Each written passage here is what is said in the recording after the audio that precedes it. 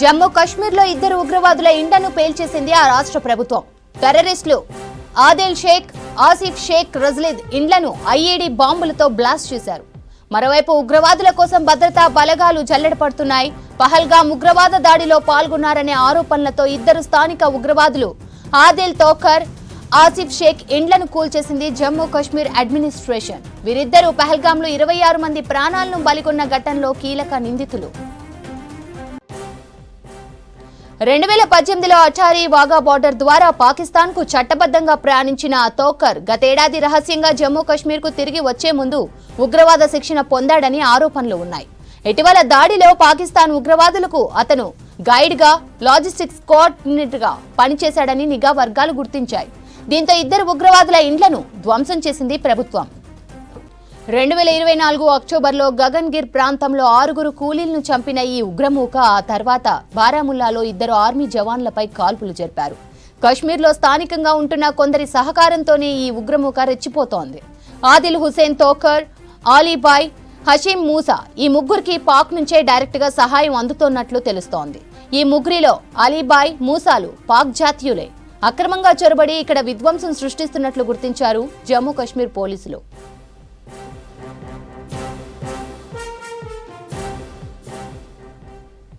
ఇక దీనికి సంబంధించిన పూర్తి డీటెయిల్స్ మదార్ అందిస్తారు. మదార్,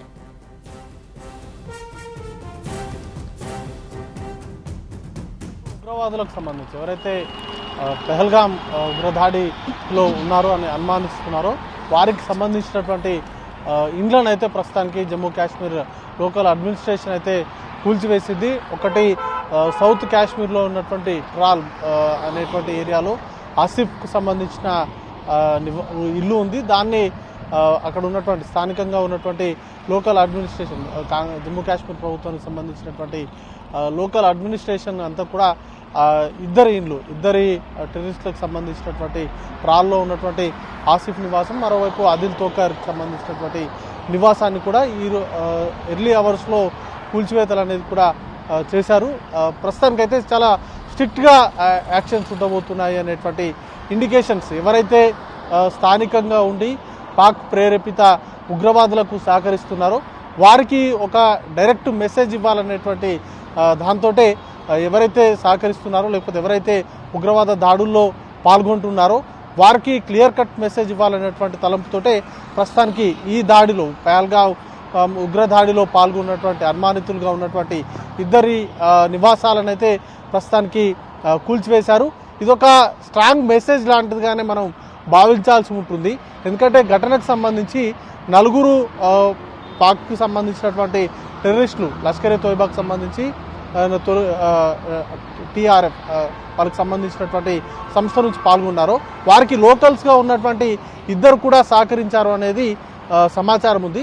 దాంతో భవిష్యత్తులో ఇట్లాంటి దాడులు జరగకుండా ఎవరైతే లోకల్ మిలిటెంట్స్గా ఉండి పాక్ ప్రేరేపిత ఉగ్రవాదులకు సహకారం అందిస్తే వారికి ఎట్లాంటి సిచ్యువేషన్ ఉండబోతుంది, ఎట్లాంటి పరిస్థితులు వాళ్ళు ఫేస్ చేయాల్సి వస్తుంది అనే దానికి ఒక క్లాసిక్ ఎగ్జాంపుల్గా నిలవడానికి ప్రస్తుతానికి ఈ టెర్రరిస్టులకు సంబంధించినటువంటి ఇంట్లోనైతే కూల్చివేశారు. భవిష్యత్తులో ఎవరు కూడా ఇట్లాంటి ఉగ్రవాద దాడుల్లో పాల్గొనేటువంటి ఉగ్రవాదులకు సహకరించద్దు అనేటువంటి క్లియర్ కట్ మెసేజ్ని అయితే ఈ కూల్చివేతలతోటి పంపించాలని భావిస్తూ ఉన్నారు. దానిలో భాగంగానే ఈ ఇద్దరికి సంబంధించినటువంటి ఆసిఫ్ అలాగే ఆదిల్ తోకర్ ఈ ఇద్దరికి సంబంధించినటువంటి నివాసాలను అయితే కూల్చివేశారు. వారికి సంబంధించినటువంటి గతంలో కూడా చాలా దాడుల్లో ఉగ్రవాదులు సంబంధించి పూంచ్ సెక్టార్లో గతంలో జరిగినటువంటి దాడుల్లో కావచ్చు, లేకపోతే సెక్యూరిటీ పర్సనల్స్ను టార్గెట్గా చేసుకొని చేసినటువంటి దాడుల్లో కావచ్చు, వీరంతా కూడా చాలా కీలకంగా ఉన్నారు. ఈ ఇద్దరితో పాటు మరొక వ్యక్తి సులైమాన్, ఆయనకు సంబంధించినటువంటి వాటికి సంబంధించినటువంటి వివరాలను కూడా సేకరిస్తున్నారు. ఆయన నివాసం పైన కావచ్చు, లేకపోతే ఆయన ఉంటున్నటువంటి వాటిపైన కూడా దాడులు జరిగేటువంటి అవకాశం అయితే కనబడతా ఉంది.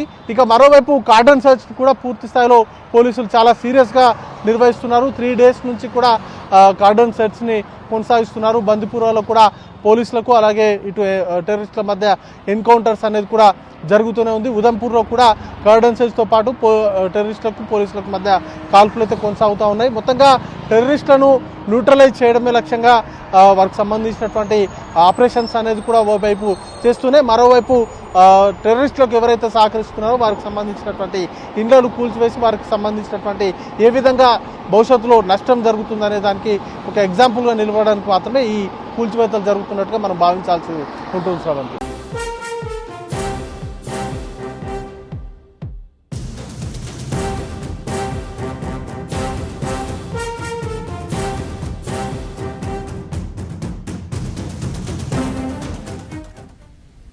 ప్రస్తుతం బందిపురాలో అడవులు, గుట్టలు, జనావాసాలు, సరిహద్దు ప్రాంతాల్లో ఇలా అణువణువునా గాలిస్తున్నాయి భద్రతా బలగాలు. పహల్గాంలో ముష్కర మూకలు, ఉగ్రవాదులు మూలాలను సేకరించే పని ముమ్మరంగా చేస్తున్నాయి. 3 ఉగ్రవాదులు గతంలో దాడుల్లో పాల్గొన్నట్లు గుర్తించారు. కశ్మీర్లో స్థానికేతరులను టార్గెట్గా చేసుకుని గతేడాది కాల్పులు జరిపారు ఆదిల్ హుసేన్, హోషిం అలీ. ఇక భారత్ పాక్ సరిహద్దుల్లో టెన్షన్ వాతావరణం నెలకొంది. నియంత్రణ రేఖ వెంబడి పాక్ కవింపు చర్యలకు దిగింది. పాక్ పోస్టుల వైపు నుంచి రైఫిళ్లతో కాల్పులు జరిపినట్లు భారత సైన్యం చెబుతోంది. స్మాల్ ఆర్మ్స్ ఫైరింగ్ జరిగిందని భారత ఆర్మీ తెలిపింది. పాక్ దాడులను సమర్థంగా తిప్పికొట్టారు భారత జవాన్లు. ఎలాంటి దాడులకు దిగినా తగిన బుద్ధి చెప్పేందుకు ఇప్పటికే నియంత్రణ రేఖ వెంబడి భారత బలగాలు రెడీగా ఉన్నట్లు ఆర్మీ చెబుతోంది.